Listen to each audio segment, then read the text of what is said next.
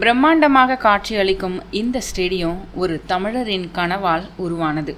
இன்று சில கன்னட அமைப்புகள் தமிழர்களை நோக்கி எதிர்ப்பும் ஏளனங்களும் கூறும் சூழ்நிலையில அவர்கள் பெருமைப்படக்கூடிய அந்த மைதானத்தின் பின்னணியில் ஒரு தமிழரின் கனவும் உழைப்பும் தியாகமும் மறைந்திருப்பது வரலாற்றின் வினோதம். பல தமிழர்கள் கூட இந்த உண்மையை அறிந்திருக்கவில்லை. தமிழர் பெருமை தமிழனுக்கே தெரியாமல் உள்ளது என்பதுதான் ஒரு சோகமான விஷயம். பெங்களூரின் சின்னசாமி ஸ்டேடியம் தமிழரால் எப்படி உருவானது என்பதை பற்றி விரிவாக இந்த வீடியோவில் பார்க்கலாம். இந்த வீடியோவை உங்க நண்பர்களுக்கும் பகிருங்க, தமிழரின் உண்மை வரலாற்றை தெரிந்து கொள்ள. உங்களுக்கு கிரிக்கெட் பிடிக்கும் அப்படின்னா கண்டிப்பாக அந்த வீடியோவை லைக் பண்ணுங்க. IPL போட்டிகள் தொடங்கி இன்டர்நேஷனல் கிரிக்கெட் போட்டிகள் வரைக்கும் பெங்களூரில் நடைபெறும் எல்லா போட்டிகளுமே இந்த சின்னசாமி ஸ்டேடியத்தில் தான் நடைபெறும். சென்னைக்கு எப்படி சேப்பாக்கம் ஸ்டேடியமோ அப்படித்தான் பெங்களூருக்கும் சின்னசாமி ஸ்டேடியம். இந்த சின்னசாமி மைதானத்தை நிறுவுவதில் பெரும் பங்காற்றிய சின்னசாமி முதலியார் ஒரு தமிழர் என்பது பலரும் அறியாத ஒரு தகவல். அன்றைய மைசூர் சமஸ்தானத்தின் கட்டுப்பாட்டில் இருந்த மாண்டியா பகுதியில் 1900ஆவது ஆண்டு மார்ச் 21ஆம் தேதி பிறந்தவர்தான் சின்னசாமி. என்னதான் இவர் மைசூரில் பிறந்திருந்தாலும் கூட வட ஆற்காடு மாவட்டம் மங்களம் எனும் கிராமம் தான் இவருடைய பூர்வீகம். தொழில்முறை வழக்கறிஞரான சின்னசாமி அவர்கள் 1925ஆம் ஆண்டு முதல் 1975ஆம் ஆண்டு வரை தீவிர வழக்கறிஞராக பணியில இருந்தவர்.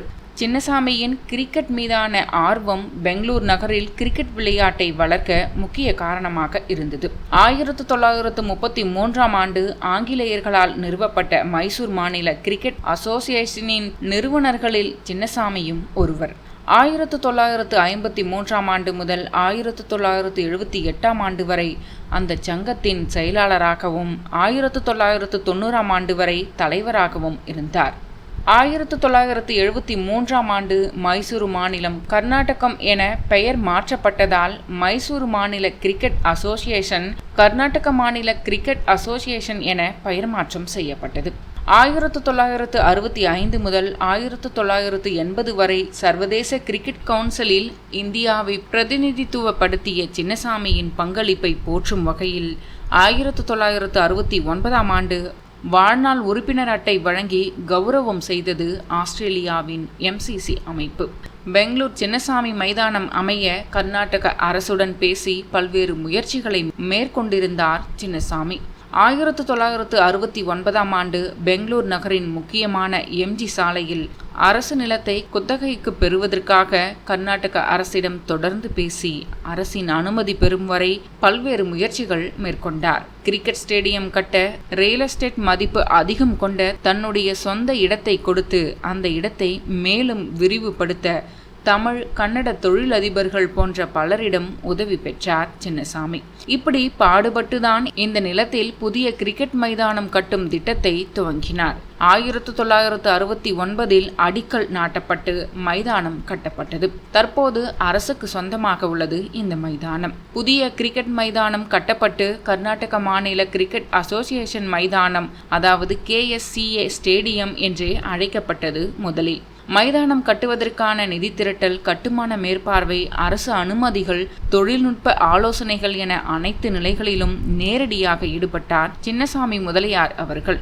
அவருடைய நிர்வாகத்திறன் உறுதியின் காரணமாகவே இந்த மைதானம் உருவாக்க முடிந்தது. 1974 முதல் 75ஆம் ஆண்டு கிளைவ் லாய்ட் தலைமையிலான மேற்கிந்திய தீவுகள் அணி இந்தியாவுக்கு சுற்றுப்பயணம் மேற்கொண்டது. அப்போதுதான் பெங்களூரு மைதானத்திற்கு டெஸ்ட் அந்தஸ்து தரப்பட்டது. கர்நாடக கிரிக்கெட் அசோசியேஷன் உறுப்பினர்கள் அந்த மைதானத்திற்கு சின்னசாமி ஸ்டேடியம் என மறுபெயரிட முடிவு செய்தார்கள். ஆனால் பெயர் மாற்ற முடிவை சின்னசாமி அவர்கள் ஏற்கவில்லை. இருந்தாலும் உறுப்பினர்களின் அழுத்தம் காரணமாக 1987ஆம் ஆண்டு நடந்த இந்தியா பாகிஸ்தான் கிரிக்கெட் போட்டியின் போது சின்னசாமி ஸ்டேடியம் என மைதானத்திற்கு மறுபெயரிடப்பட்டது. 1982ஆம் ஆண்டு முதல் ஒருநாள் போட்டிகள், 1996 உலகக்கோப்பை போட்டிகள், IPL தொடர், RCB அணியின் முகாம் என பல்வேறு முக்கிய நிகழ்வுகள் இங்கு நடந்துள்ளது. இந்திய கிரிக்கெட் கட்டுப்பாட்டு வாரியத்தின் தலைவராகவும் 1977 முதல் 1980 வரை சர்வதேச கிரிக்கெட் கவுன்சிலில் இந்தியாவின் பிரதிநிதியாகவும் இருந்தவர்தான் சின்னசாமி முதலியார். 1977 முதல் 1980 ஆண்டு வரை இந்திய கிரிக்கெட் கட்டுப்பாட்டு வாரியத்தின் தலைவராக பொறுப்பு வகித்த சின்னசாமி 1991 ஆண்டு நவம்பர் 8ஆம் தேதி வயது மூப்பு காரணமாக காலமானார். ஒரே நேரத்தில் 55,000 பேர் அமரும் திறன் கொண்ட சின்னசாமி மைதானம் சோலார் சூரிய ஒளியை கொண்டு இயங்கும் உலகின் முதல் கிரிக்கெட் மைதானமாக இருக்கிறது. லேசானது முதல் மிதமான மழை மைதானத்தில் பெழிந்தாலும் கூட 8 நிமிடங்களில் மைதானத்தில் இருந்து தண்ணீர் வெளியேறும் வகையில் மைதானம் வடிவமைக்கப்பட்டுள்ளது. எந்த ஆர்சிபிக்காக தமிழர்களை கன்னடர்கள் மற்றும் கன்னட அமைப்பினர் ஏளனம் செய்கிறார்களோ அந்த ஆர்சிபியின் home ground Bengaluru Chinnaswamy stadium ஒரு தமிழரின் பெயரில்தான் உள்ளது. ஒரு தமிழரின் கடும் முயற்சியால் கட்டப்பட்டது. சின்னசாமி ஸ்டேடியத்தை உருவாக்கியதே தமிழர்தான் என்பது நம்மில் பலருக்கும் தெரியாமல் இருந்தது. தற்போது தமிழரின் உண்மை வரலாற்றை தெரிந்து கொள்ள இந்த வீடியோவை கண்டிப்பாக உங்களோட நண்பர்களுக்கும் பகிருங்கள். நாம் தமிழர்கள் என்பதில் பெருமிதம் கொள்வோம்.